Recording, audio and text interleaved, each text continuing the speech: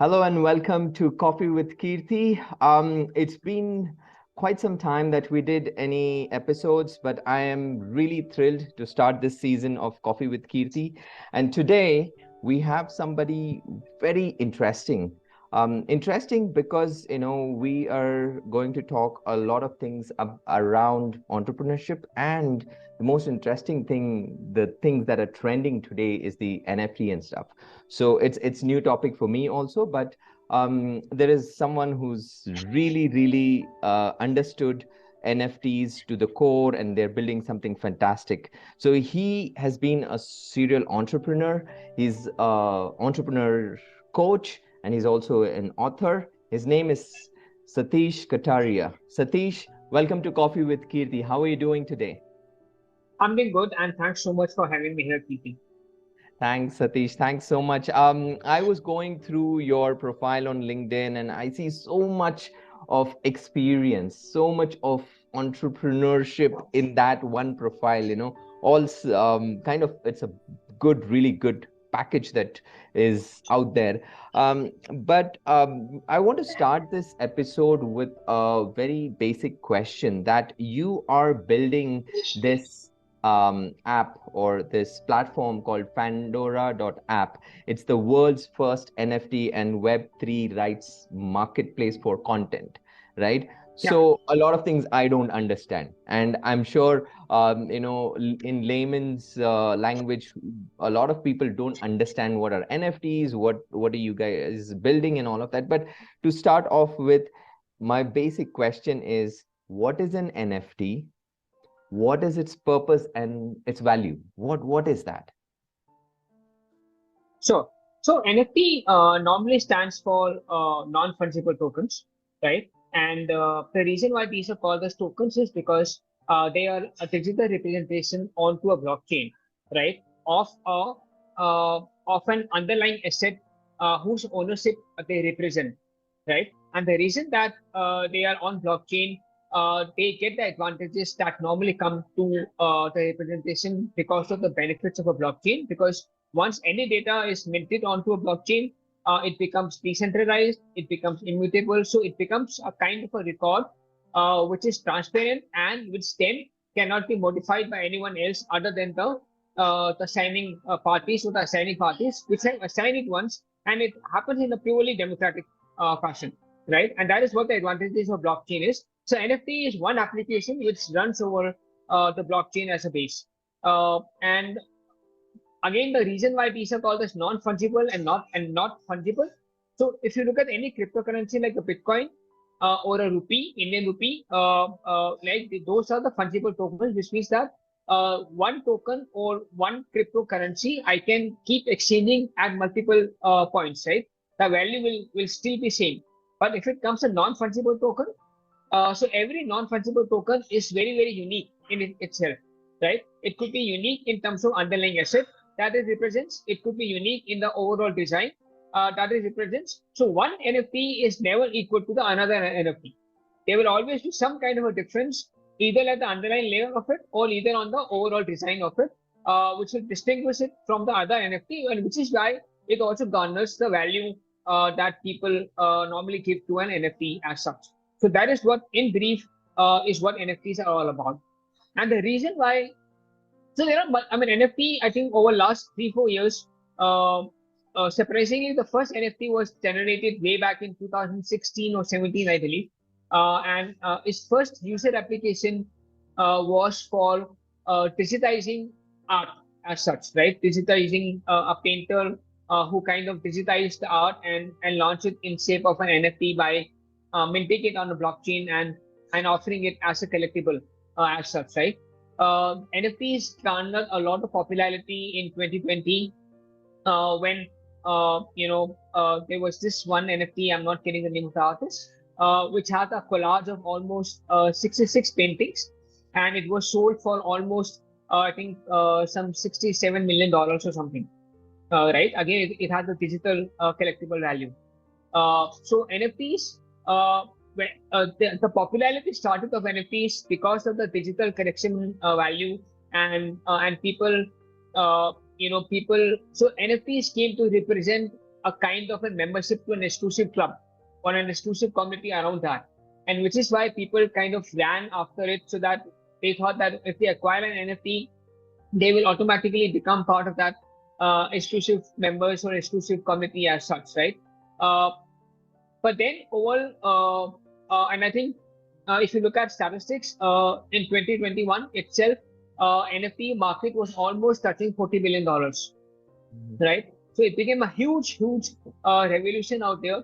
Now that digital collectible utility of an NFT has somehow subsided, market has become more rationalized, especially in this year, which is 2023.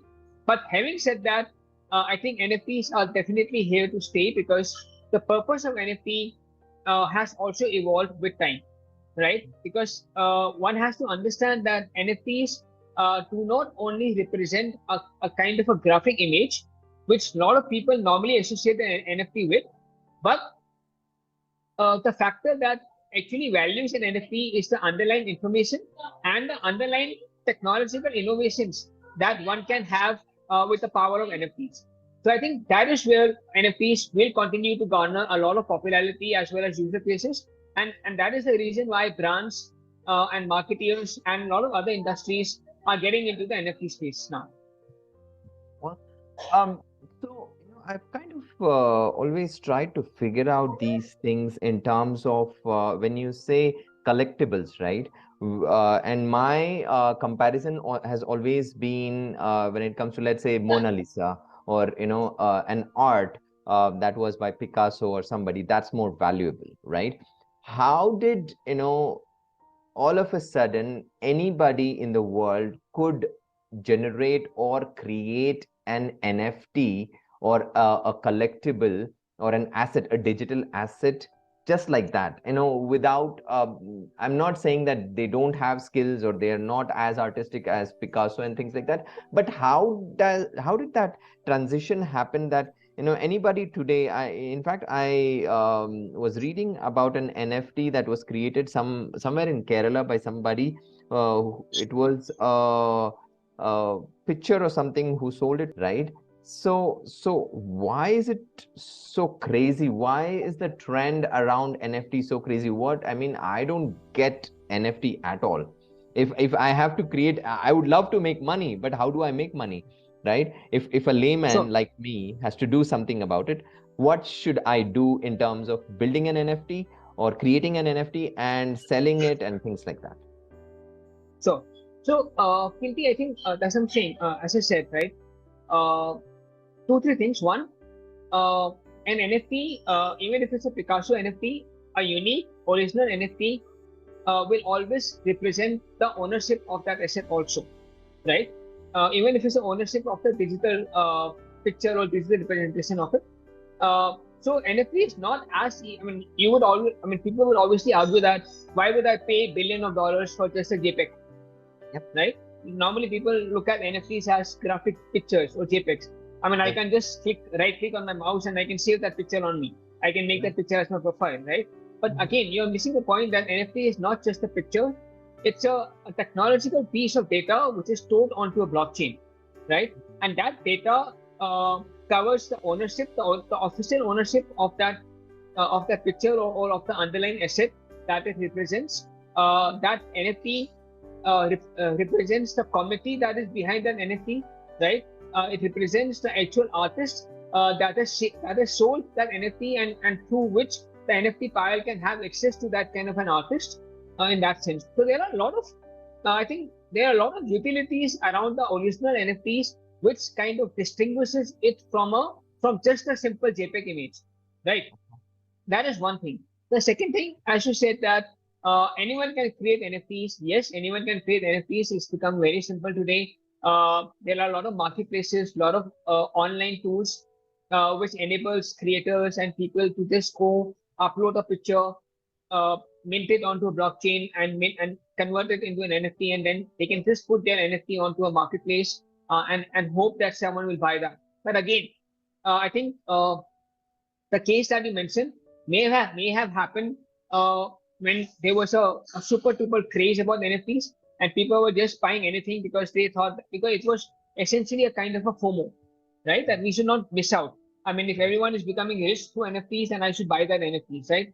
So Absolutely. understand, see, I mean, the way the trends will come, if you want to invest in NFTs, I don't think right now it's more an investment product as such, because the investment value in any NFT will not come from the picture. It will come from the underlying community and the kind of benefits that you as an NFT holder can get or can achieve to get because you're holding a particular NFT. Right. Okay. So let's say, and that is why all those people who thought that they can buy NFT as a way to get rich quickly, I think a lot of those people, almost 99% of those people are today facing a lot of disappointment because NFT prices have crashed like anything, right? Right. Because Right. again, it was all a bubble around the NFTs, and none of them realized that what is the actual value. All of them thought that okay, let me just speculate on NFTs just like people speculate over cryptocurrencies. They also thought that NFTs is form of a cryptocurrency, and if I speculate over it, I can get money quick, right? But that doesn't happen. There was a phase when it happened. That phase is over now, Right. right? People will now value NFTs for the value that it brings, for the underlying utilities that they bring, and for the advantages that it brings to multiple brands, marketeers, artists, creators to be able to leverage that technology of NFT to be able to enhance the experience and their engagement with their audiences, with their fans, with their customers, right? I think that is where the value of NFT will now come. And again, I'll give you an example, right? So today a lot of okay, imagine this, imagine that all of us today are on LinkedIn, right? And then there is a category called LinkedIn Premium, right? Right. Which enables us to have some more benefits. Right. We can see that who are following us, we can reach out to 15 new connects and all those kind of benefits for which we pay LinkedIn money, right? Correct. Correct. Now imagine that LinkedIn comes with NFT, say that okay, we will release 100 NFTs and only the NFT holders will be entitled to a premium set of features. Now you can understand that why the Mhm. NFT will get value, because Mhm. that 100 people only in that whole universe will be able Mhm. to enable to that benefit, right? Correct. So people will not pay for NFT. People will pay for the underlying value that NFT will give to them, Correct. because they understand that in this case the NFT will open doors for them to a very exclusive set of benefits which other people will not have. So I think Wow. that is where NFT user case will actually come across. And lot of new age educational platforms have already started using NFTs as a way to onboard premium members. Understood. Understood. I think it does make sense. And you were talking about artists and content creators and all. That brings me to a question about Fandora, the platform that Hmm. you're building. So I would like to understand more about Fandora, what you guys are doing in terms of matching up the NFTs and the creators, content creators, and what is the role Fandora is playing in terms of bringing all of this on one platform. So, I'll tell you what is happening in the whole Web3 space, right? Uh, I mean, despite all the hype around NFTs and the Web3 ecosystem as such, you will be surprised to know that even today, and this is more so in Indian market, uh, almost 80 to 85% of creators are still not aware of what Web3 is all about, right? Right. There is still a lack of awareness. There are still multiple challenges when it comes to leveraging the Web3 part of your content in terms of technology, in terms of which marketplace to go to, how do I sell my NFTs, who will buy my NFTs, how will I protect my IP rights, and other challenges, right? So I think in that sense, what we are trying to create at Fandora is kind of a B2B2C marketplace, wherein on one end, the creators can just sell the Web3 rights or just license their content for the various Web3 applications of their content, right? Without getting into technicalities and being able to upfront monetize the already existing content that they have, right? So just imagine that any content creator, for example, or any filmmaker, for example, can give the music rights to, let's say, T series. They can give OTT rights to, let's say, Amazon Prime. So now, because a whole Web3 universe of content creators or content consumption points is coming up. And these people are also looking out for content. So these creators can now license the Web3 rights separately to these people on Fandora. So Wow. right, okay. So imagine that today Web3 is in the same space as OTT was 5 years before. Right. So 5 years ago, if someone talked to you about Netflix or Amazon Prime, you would have laughed at them. You would have said, why will I pay for content? Right. Yeah. But today, all of us are paying for content, right? Yeah. Because we understand the value. And that is Yeah. how Netflix and Amazon Prime and so many OTT channels have come up.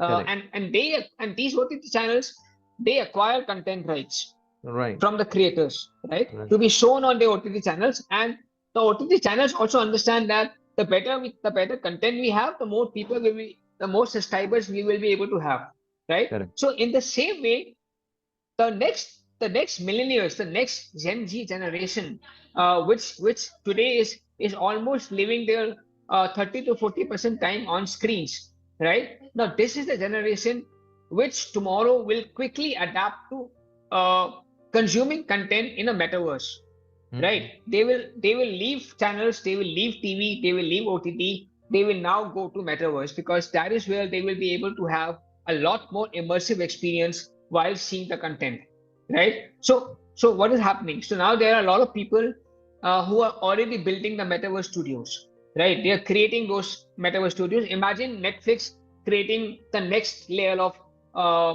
of a of a place where the media will be consumed. Now the metaverse studios that are being built, they need content, right? So if on one end we have creators who will be selling the Web3 rights of their content, on the other hand there will be these metaverse studios, the gaming studios, the NFT collectors who may want to acquire the Web3 rights of these content so that they can then flip that content into a Web3 asset and then further sell it down the market. So that is the role that Fandora is going to play, and that is where we are coming on board. That is at the first phase. And the second phase will be wherein we want to further democratize and tokenize content creation, right? And as you know that I have come from a background of crowdfunding and populating and propagating crowdfunding in India.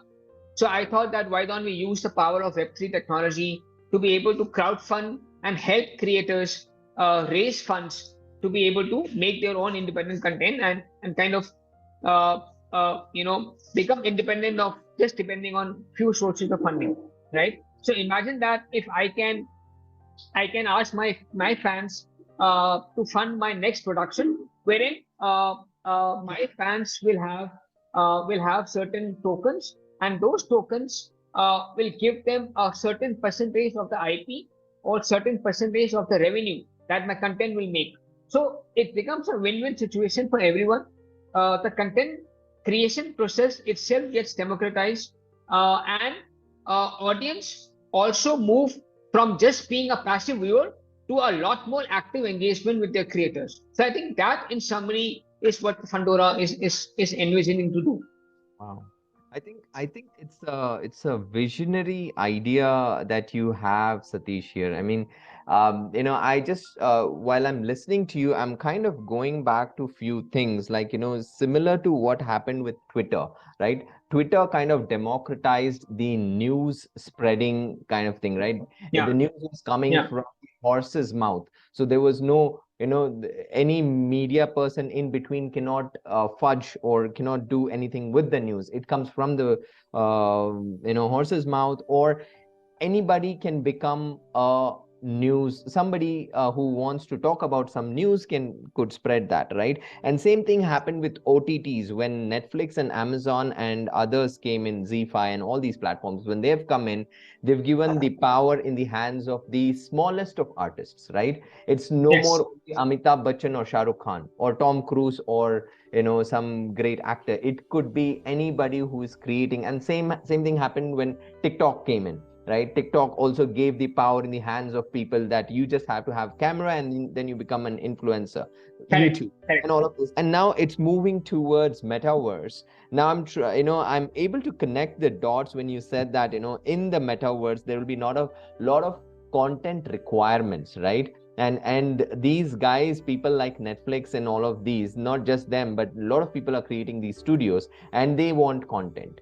They could create in some originals of their own, but they will always need content creators for their platform. So this is Right. the next version, next generational stuff where when it comes to Web3. So why I'm bringing all of this together is because so that the audience could understand where is this Correct. headed. Web3 is headed to a place where a lot of things will happen in the metaverse, and Right. Fandora is playing a role in terms of bringing these two to on one single platform, saying that you want content, we'll bring the content creators, and content creators, you want the agencies or the big guys, big boys, we'll bring you that, right? So I think it's fantastic. And the other part to that, when you say raising funds, right, it is still going overboard in terms of democratizing, right? Anybody today, with the help of Fandora, can actually raise funds and start, because that is something that always has limited artists, in terms of budget. Yes.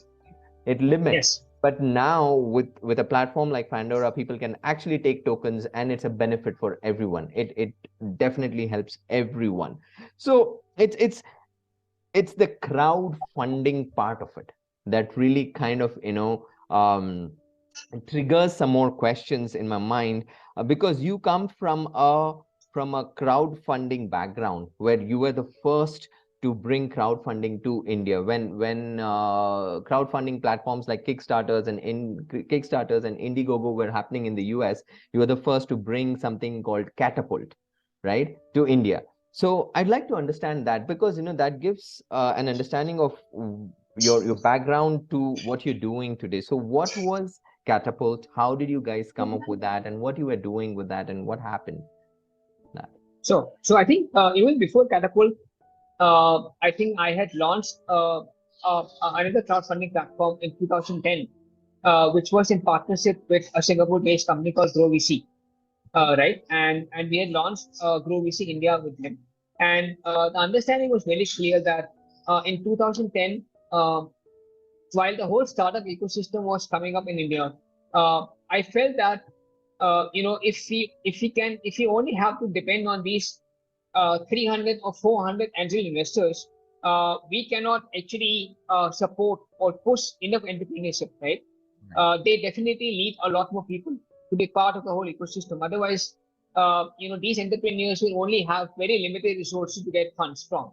Because obviously, I think even today, conventional financial systems like banks will not give money to startups, right? So I think, and that is where globally, this entire movement of democratization of startups, of communities coming together to support new ideas, was also coming. So it was in 2009, 2010 that I really got interested in this whole idea, and I saw that that cultural shift happening globally. So I thought that why don't I just take that opportunity and again bring the whole new concept into Indian market, right? So I launched GrowVC India, which was India's first ever equity crowdfunding platform.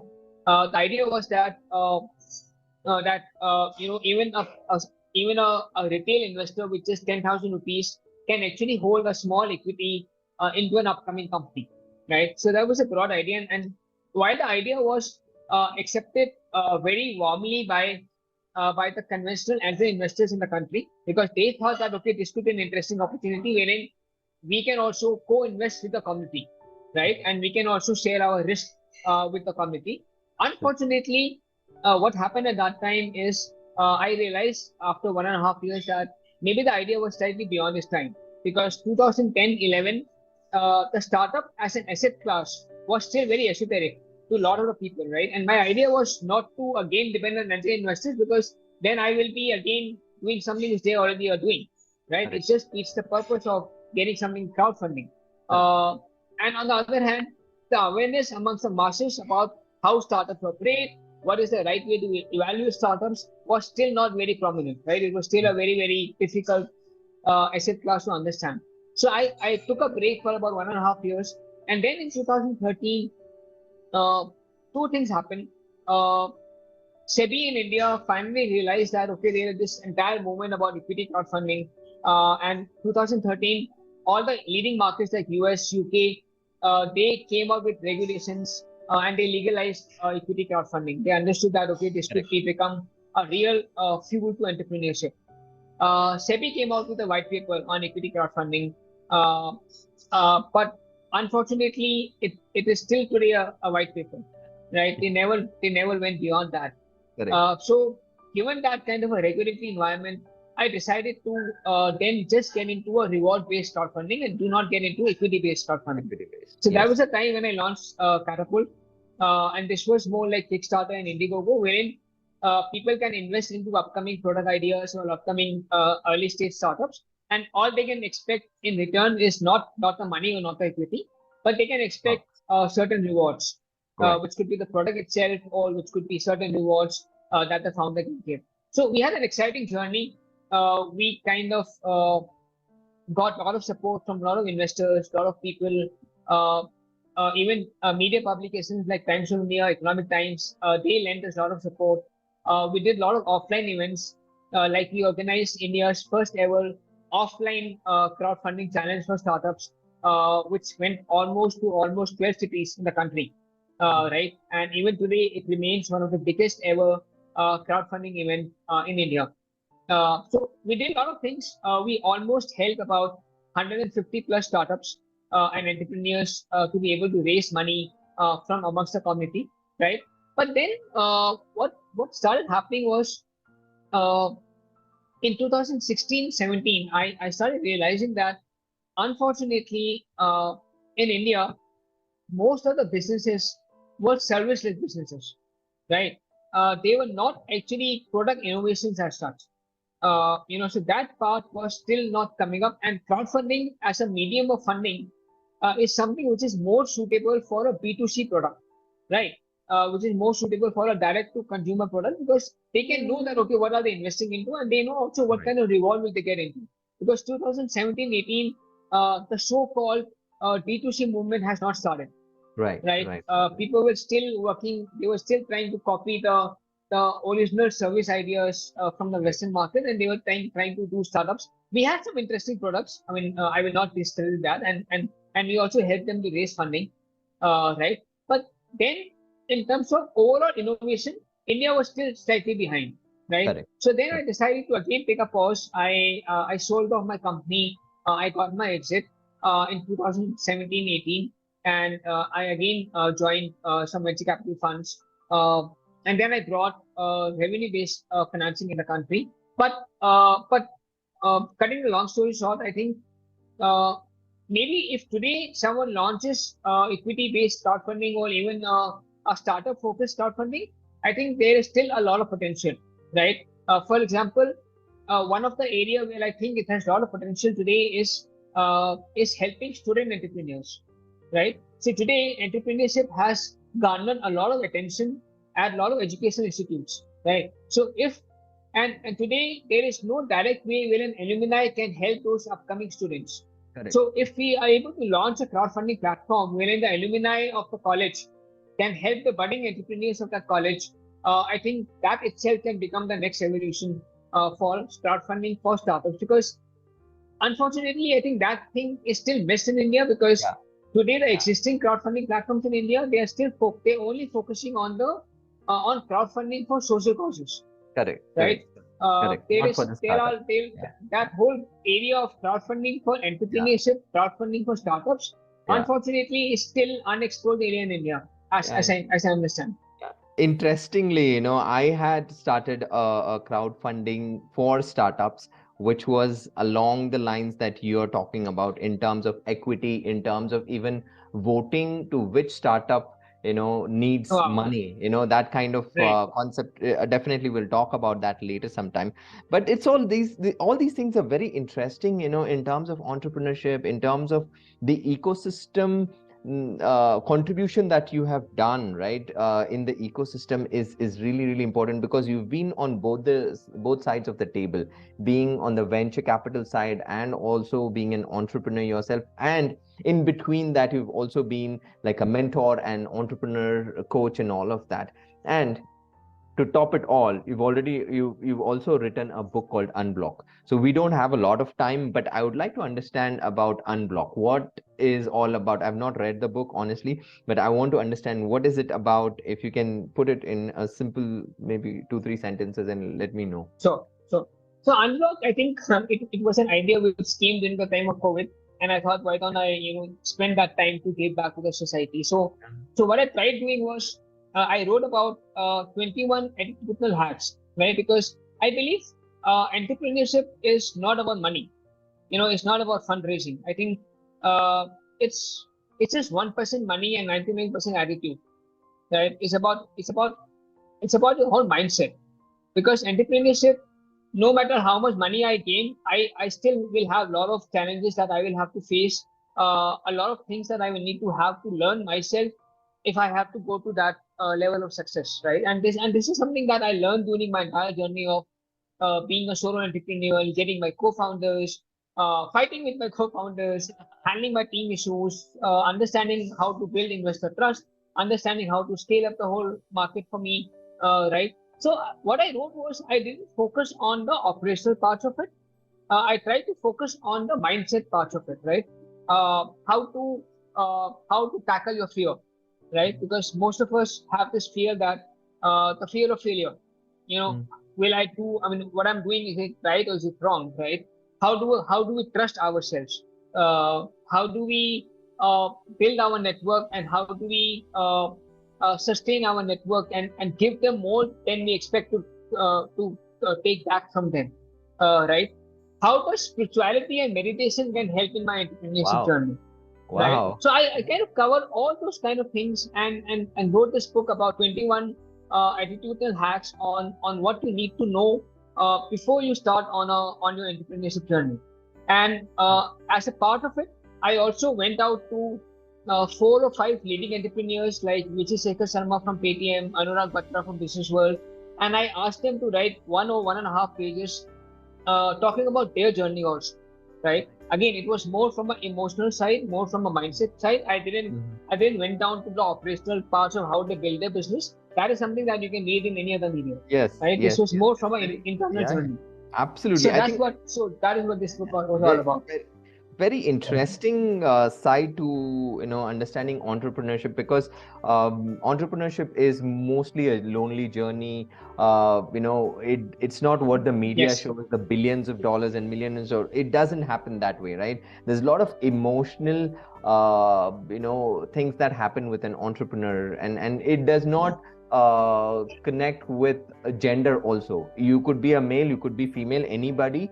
An entrepreneur goes through a lot of emotional stuff. Because we have time constraint, I have just two other questions for you, Satish, today. I want to understand who your role model has been for being an amazing entrepreneur that you are.